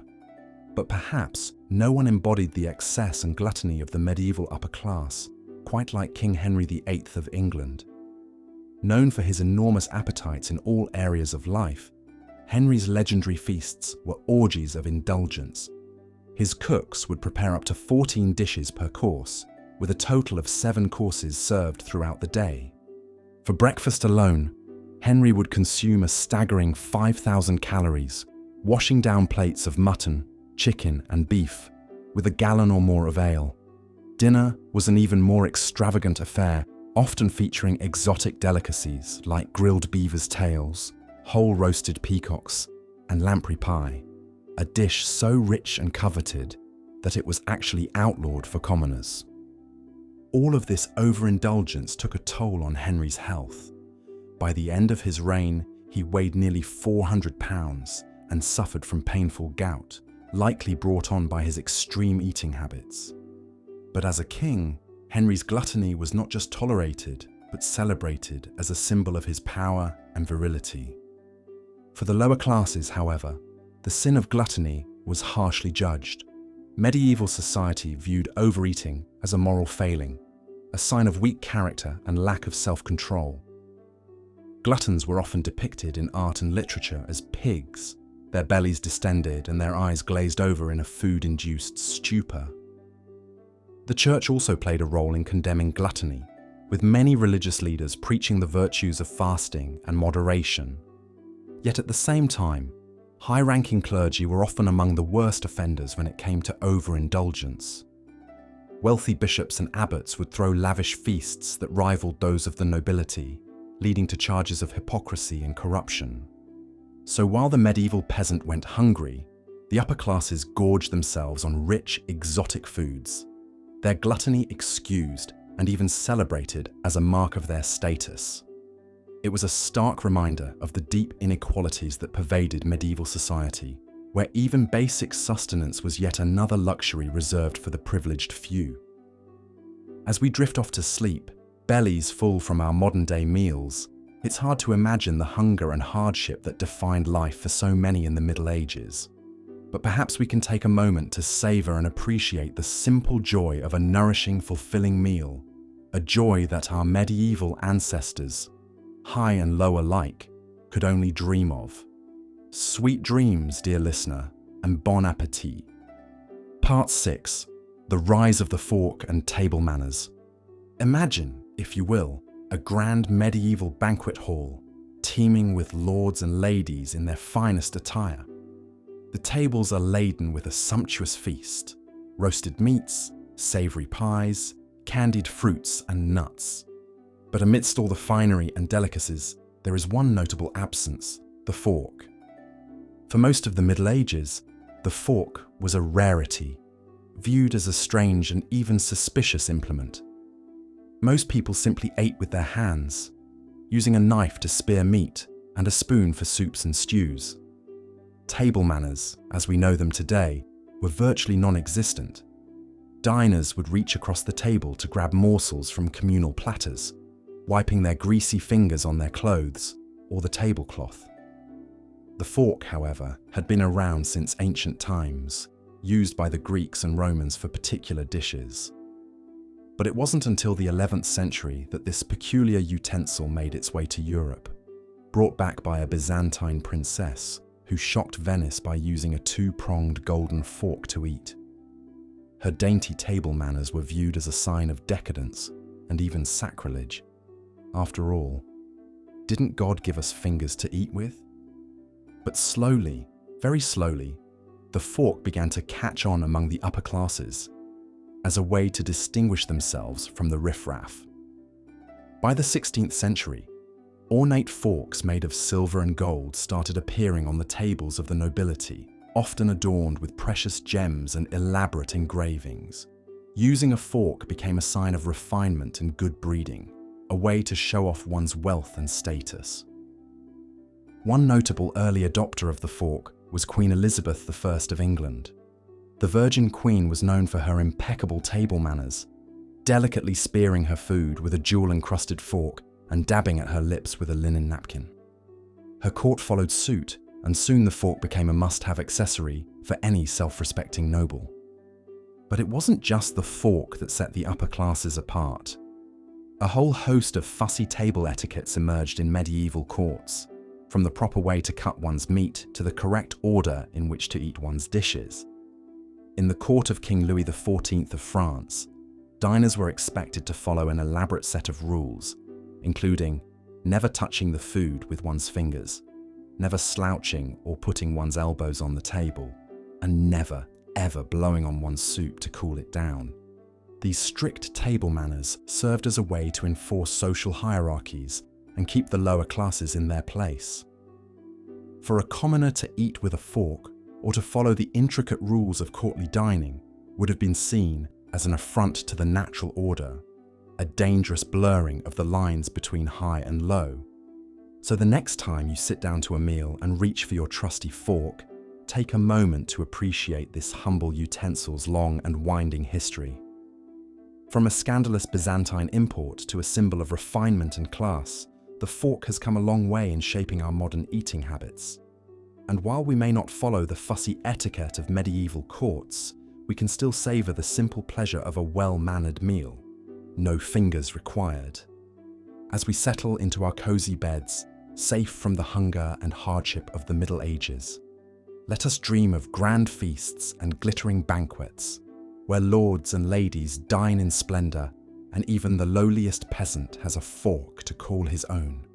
Good night, dear listener, and sweet dreams of a world where every meal is a celebration and every bite a little taste of history. Part 7. The Plague Years and Food Shortages. But alas, not all was feast and finery in the Middle Ages.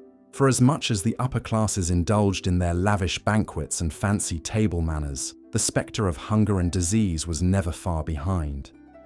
And never was this more true than during the dark days of the Black Death. The year was 1347, and a ship docked in the Sicilian port of Messina, carrying with it a deadly cargo. The sailors on board were covered in strange black boils that oozed blood and pus. Within days, the disease had spread to the city and soon to the rest of Europe, carried by fleas on the backs of rats. The Black Death, as it came to be known, was a pandemic of unimaginable proportions. Over the course of just 4 years, it wiped out an estimated 30 to 60% of Europe's population, leaving entire villages abandoned and fields untended. It was a time of unimaginable horror and suffering, with many believing that the end of days had truly arrived.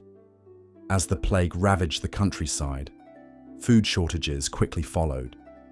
With so many peasants sick or dead, there was no one to tend the crops or care for the livestock. Grain rotted in the fields, dairy cows went unmilked, and meat spoiled without anyone to salt or smoke it for preservation. Those who survived the initial outbreak often found themselves facing an even slower, more painful death from starvation. Desperate people resorted to eating anything they could find, from diseased cattle to rotten meat crawling with maggots. There were even reports of cannibalism, with starving villagers digging up the recently dead to fill their empty bellies. In the cities, the situation was even more dire. As the wealthy fled to their country estates, the poor were left to fend for themselves in the filthy, overcrowded slums. Food prices skyrocketed as supplies dwindled, and many were forced to subsist on little more than bread and water. The stench of death and decay filled the air, as corpses piled up in the streets faster than they could be carted away. But even in the midst of such unimaginable tragedy, there were glimmers of hope and resilience. Monasteries and churches stepped up to provide what little food and comfort they could, opening their doors to the sick and the starving. In some villages, survivors banded together to share what meager resources remained, pooling their crops and livestock for the common good. And through it all, the human spirit endured. People found solace in their faith, in their families, and in the simple joys of a warm meal and a full belly. They told stories and sang songs to keep their spirits up, even as the world seemed to crumble around them. And slowly, painfully, life began to return to a new normal. The Black Death left an indelible mark on medieval society, one that would reverberate for generations to come. It forever changed the balance of power between the rich and the poor, as the sudden scarcity of labour gave peasants newfound bargaining power. It also spurred a wave of religious fervour, as many sought to make sense of the senseless suffering through prayer and penance. But perhaps most importantly, the plague years taught us the fragility of life and the preciousness of the simple things we so often take for granted: a warm meal, a loving family, a safe place to lay our heads at night. It is a lesson that echoes through the centuries, reminding us of the resilience and strength of the human spirit in the face of even the darkest of times. So as we drift off to sleep, let us hold fast to that spirit of hope and perseverance. Let us dream of a world where every person has enough to eat, where every meal is a celebration of life and love and community. And let us wake with a renewed appreciation for the simple joys and blessings that surround us, even in the midst of hardship and uncertainty. Good night, dear listener. May your dreams be sweet and your belly always full, and may the lessons of the past light our way towards a brighter more nourishing future for all. Conclusion. As our journey through the annals of medieval food draws to a close, we are left with a bittersweet taste in our mouths. For most people living in the Middle Ages, eating was not a joyous occasion, but a daily struggle against hunger, disease, and scarcity. From the bland pottages and mouldy bread of the peasants to the adulterated ales and rancid meats of the plague years, food was more often a source of suffering than of sustenance. And yet, even in the darkest of times, there were glimmers of light and humanity.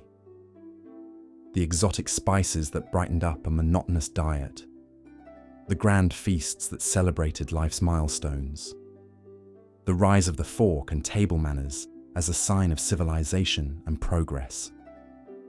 These small joys and triumphs remind us of the enduring human spirit, of our ability to find beauty and meaning even in the most challenging of circumstances.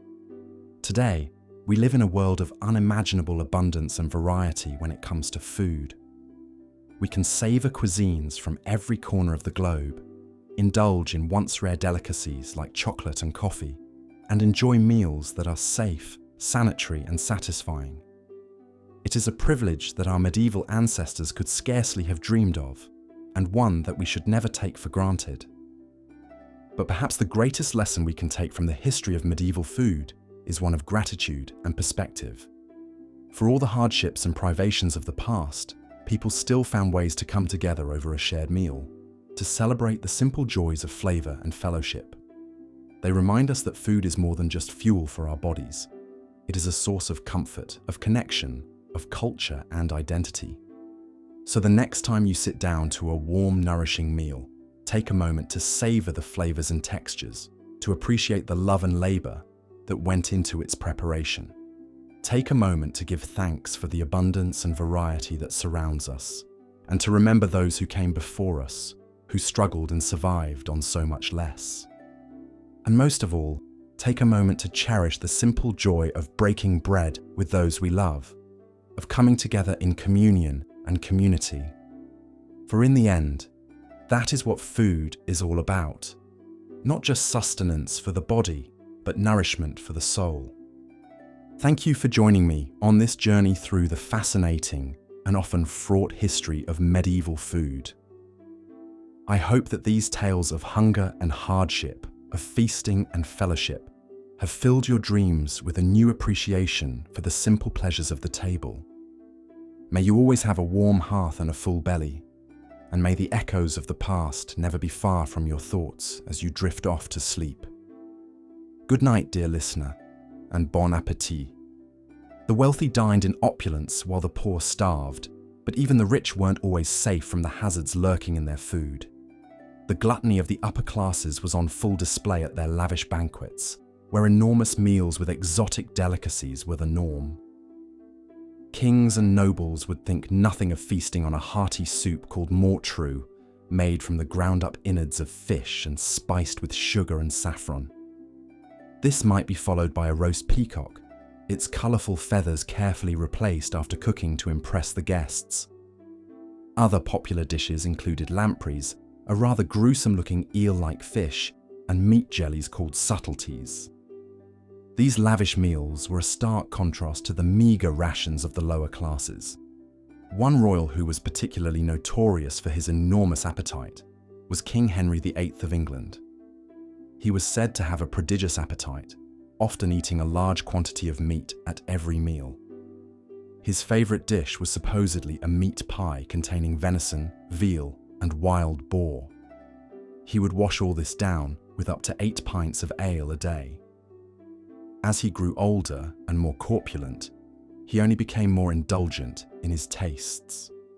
It's said that he became so large that he had to be winched onto his horse with a crane. But Henry was far from the only royal glutton. King Louis VI of France was called Louis the Fat. For good reason. He was so large that he couldn't mount a horse and had to be carted around in a wagon instead. And then there was King Wenceslaus IV of Bohemia, who would regularly drink himself into a stupor. One night, he supposedly fell into a drunken rage, and ordered his cook to be roasted alive on a spit after finding a fly in his soup. The Catholic Church officially condemned gluttony as one of the 7 deadly sins, but in practice, they often looked the other way when it came to the indulgences of the upper class. Many monks and clergymen were quite fond of their food and drink as well. It was not uncommon for monasteries to have lax regulations around fasting. Meanwhile, the lower classes were harshly judged for any small luxury. In 1457, a London baker was pilloried for selling pies that contained venison, a food that was considered the exclusive right of the nobility to consume. All of this excess existed alongside the constant threat of food scarcity and famine. Malnutrition was so common among the lower classes that it's believed the average medieval peasant was a full 2 to 3 inches shorter than we are today. Most only lived to be around 30 years old. Meanwhile, at the lavish feasts of the rich, mountains of half-eaten food were regularly dumped into the garbage. The poor sanitation and lack of hygiene in food preparation would eventually come back to bite the upper classes as well. Rotten and contaminated ingredients often made it into the dishes served at banquets.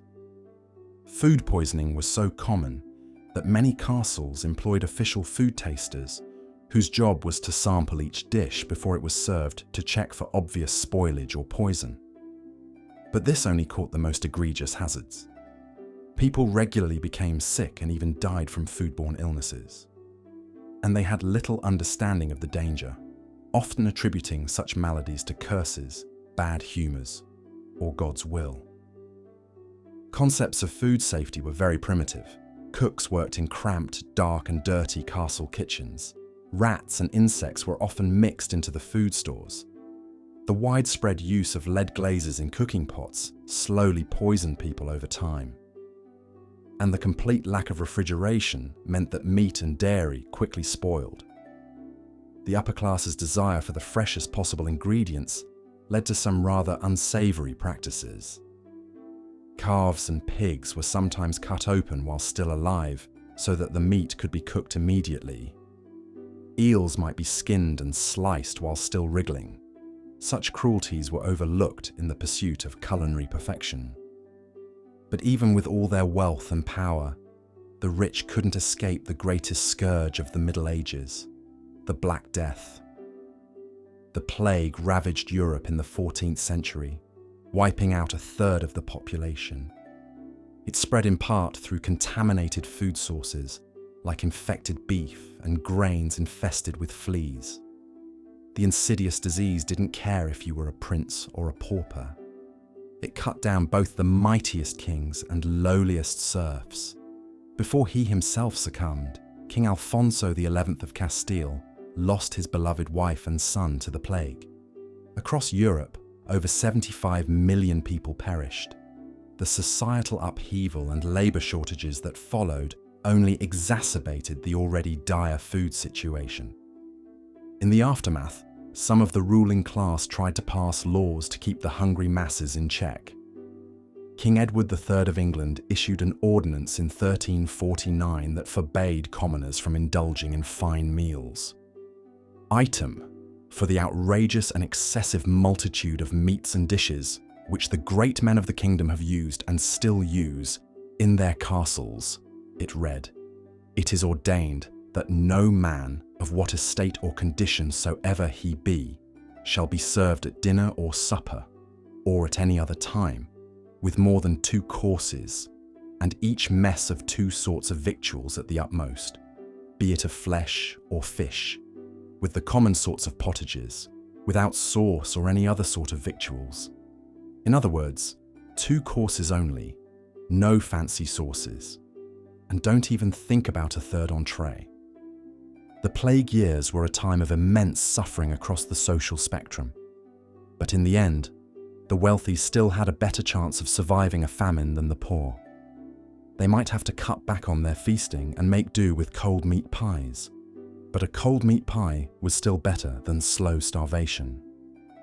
No such laws were needed to restrict the diets of the lower classes. The constant spectre of scarcity did that for them. As the Middle Ages drew to a close and the early modern period began, European food culture started to slowly transform. Global trade brought new spices, fruits, and vegetables to the continent. Cookbooks and proper cutlery became more widespread. The Renaissance saw a flowering of the arts, culture, and also cuisine.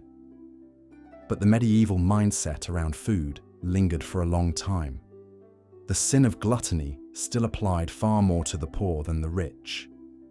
Food was still a precarious resource for most people, balanced between paucity and peril.